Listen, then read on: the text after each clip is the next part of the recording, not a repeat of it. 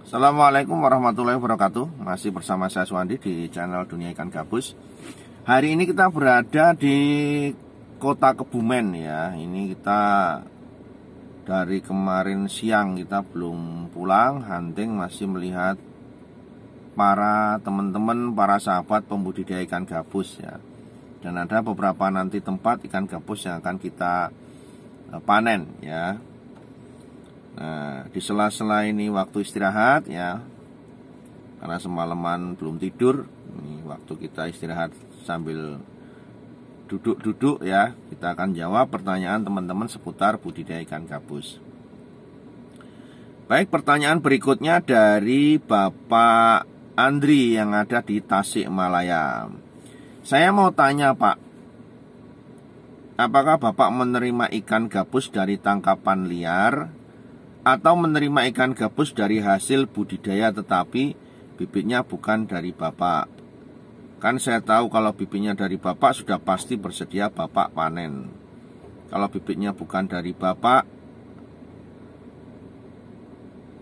bagaimana Pak? Semisal saya punya indukan dari alam, kemudian saya pijahkan dulu dan berhasil saya budidayakan.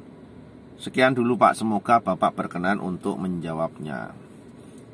Ya, di video saya sebelumnya sudah saya jawab sepertinya ya Pak Andri ya. Untuk bibit yang diutamakan memang kita prioritaskan yang bibit dari sini. Karena memang kita tahu dari sisi kualitas, kemudian dari induknya juga kita jelas tahu untuk mendapatkan target dan hasil yang bisa dipanen pada waktu yang ditentukan itu kita lebih mudah untuk memprediksi. Karena kita tahu kronologis perjalanan benihnya seperti apa. Tapi kalau dari induk liar itu kadang kita kan nggak tahu nih bisa target apa enggak, karena kita nggak tahu melihat induknya seberapa besarnya ya. Tetapi juga kita tidak menutup diri untuk menerima hasil panenan dari tangkapan alam pun juga tidak apa-apa. Yang penting kalau tangkapan alam sesuai dengan kriteria yang pernah saya sebutkan di video part sebelumnya untuk ikan yang bisa kita tampung. Ya, lanjut dengan pertanyaan berikutnya. Ini dari Sefri Panimba dari Desa Pesu, Wedi, Kota Klaten. Ya, setelah melihat beberapa video Bapak tentang usaha pembesaran ikan gabus di live part 6 dan video rekan bisnis Bapak juga yang ada di Klaten, muncul niat saya untuk bermitra dengan Bapak. Dari usaha beternak lele saya menjadi pengusaha ikan gabus. Mohon info cara mengawali niat tersebut. Semisal saya pesan bibit minimal berapa ribu supaya diantar ke Klaten. Setelah besar diambil ke Klaten minimal berapa kuintal. Baik Bapak, untuk Pak Sefri Panimba dari Desa Pesu ya. Untuk mengawali niat usaha budidaya ikan gabus ini yang penting Bapak harus menyediakan kolam. Arahnya mau kemana? Mau ke pembesaran atau mau ke pembibitan? Ya, dimana di video saya sebelumnya saya sudah posting tentang pembibitan maupun pembesaran. Kolam-kolamnya juga sudah ada. Nah, ini mau yang mana dulu niatnya? Mau bareng pembibitan pembesaran, tentunya juga harus punya kolam induk yang persiapkan. Kemudian baru kolam untuk nebar benih, kemudian baru kolam pembesaran. Untuk masalah pesanan benih, ya itu ada minimal order Pak. Jadi bisa dikirim menggunakan kargo, bisa juga mengirim Bapak menggunakan armada yang ada dari sini. Masalah jumlah nanti bisa dikomunikasikan ke kami ya. Karena berikut jarak tempuh dari tempat kami ke daerah Klaten. Kemudian berapa banyak dan berapa kuintal? Untuk wilayah Klaten ya minimal 100 kilo lah Pak ya. 100 kilo panen untuk bisa diambil dari tempat kami ya. Itu 100 kilo pun nanti pada saat panen itu nanti bersamaan dengan yang lain. Jadi kalau ada arah yang ke Klaten mau panen, nah sekalian nanti diambil untuk dipanen ya. Berikutnya pertanyaan dari Bu Masriah yang ada di Kalimantan Timur. Assalamualaikum warahmatullahi wabarakatuh ya. Waalaikumsalam warahmatullahi wabarakatuh. Salam kenal. Saya Ibu Masriah dari Kalimantan Timur mau tanya. Saya pengen memelihara ikan gabus di kolam terpal dengan ukuran D 5 meter. Itu berapa jumlah tebarnya Pak? Dan ketinggian airnya berapa? Saat ini kolam saya dengan ketinggian 1 meter lebih. Apakah setelah berapa hari ini dibuang untuk menghilangkan bau terpalnya, kemudian diisi lagi?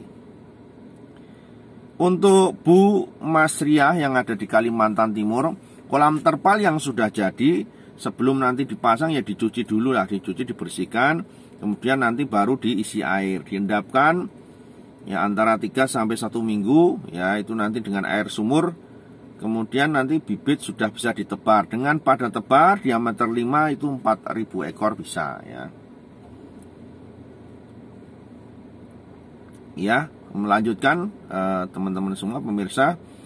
Pertanyaan berikutnya dari Bapak Muslimin yang ada di Sidoarjo. Menurut Pak Suwandi bagus tidak kalau air kolam dikasih fermentasi daun pepaya, kunyit, garam dan lain-lain?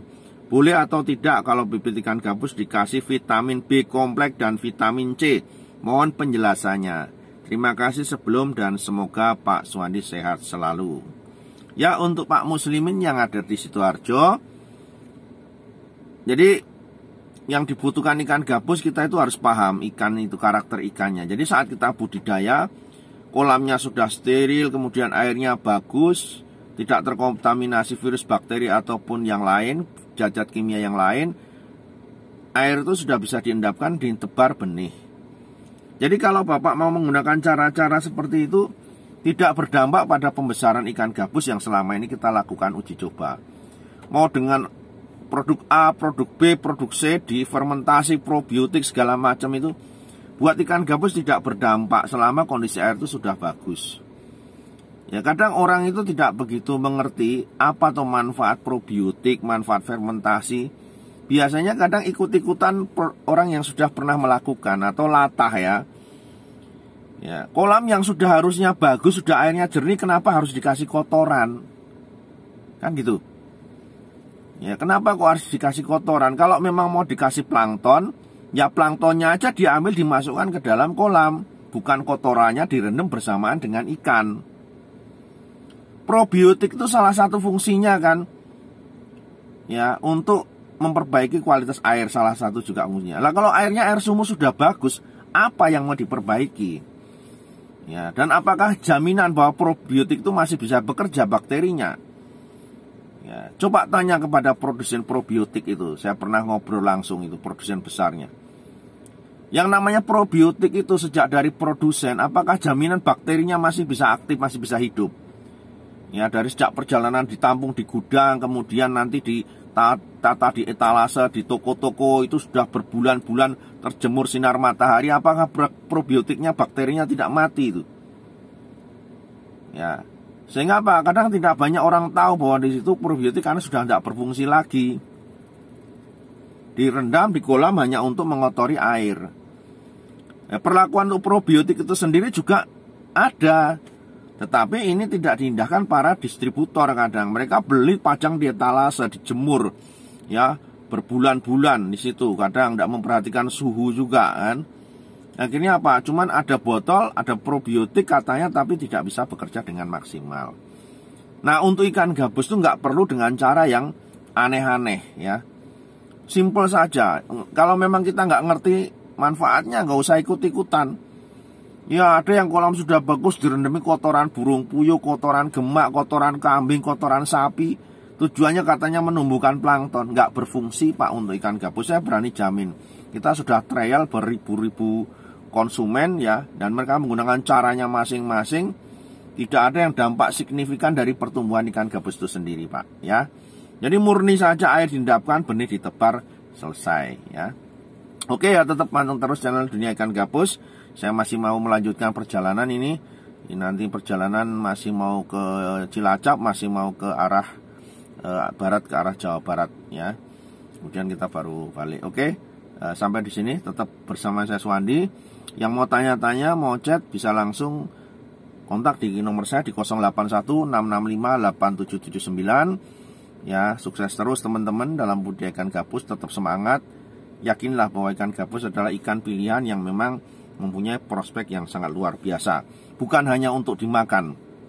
Ya, ingat salah satu perbedaan ikan gabus dengan yang lain adalah dia mempunyai nilai kandungan lebih yang tidak dimiliki pada ikan yang lain. Ya.